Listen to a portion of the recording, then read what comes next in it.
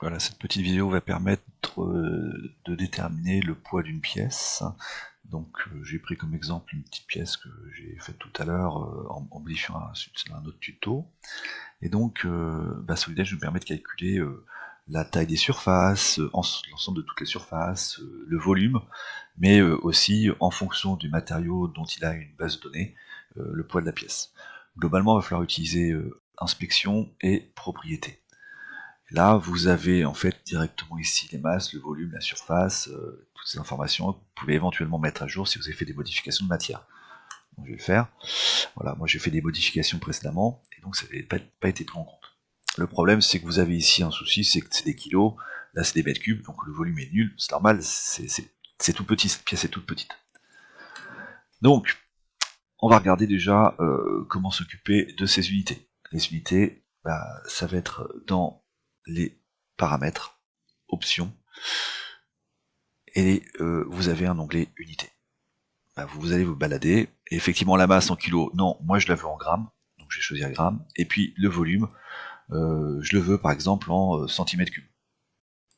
Voilà, choisissez ce que vous voulez comme information, et puis une fois que j'ai fait ça, je retourne donc dans inspection propriété, et puis on voit très bien maintenant les valeurs beaucoup plus précises.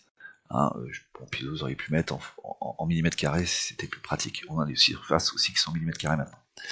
Ok, donc ça c'est un premier point. Maintenant, il faut choisir la matière pour qu'il nous calcule en fonction de la densité de cette matière choisie le poids réel. Là, cette pièce-là, il me semble qu'elle était en ABS. On va la choisir donc dans Information, base de données matière.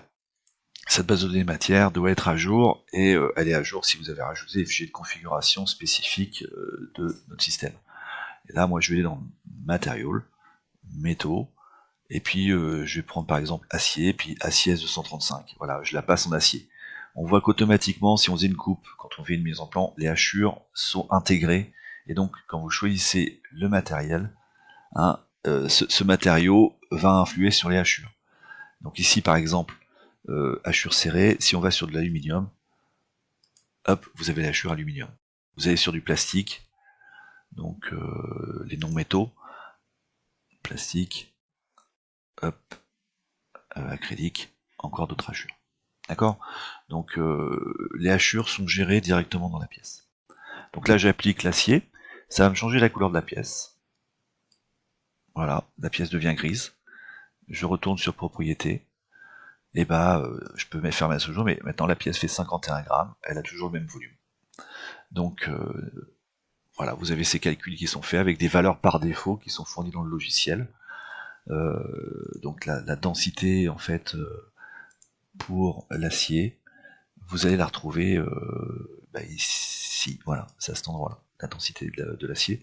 Bon, après vous pouvez trouver les valeurs sur internet, hein, ou dans des tableaux de caractéristiques, et donc en fonction du volume que vous pouvez calculer, et grâce à propriété, vous êtes capable de retrouver cette masse. Et voilà.